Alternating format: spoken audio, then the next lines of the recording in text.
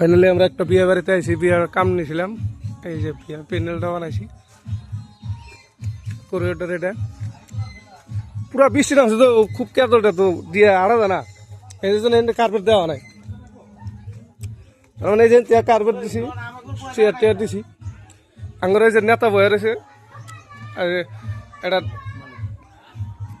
এটা সবচেয়ে ফকির মানুষ, এটা সাধু। এই যে এই যে ডাঙ্গরে মাফিয়া টিয়ার কুম্ভীর আছে। আর এই যে প্যান্ডেলের কাম টাম ক্লিয়ার, ফুল টুল লাগান ক্লিয়ার। 130 টাকা দাও। আর এই যে এটা হলো বিয়া বাড়ি, মাংস বানাই দিছে।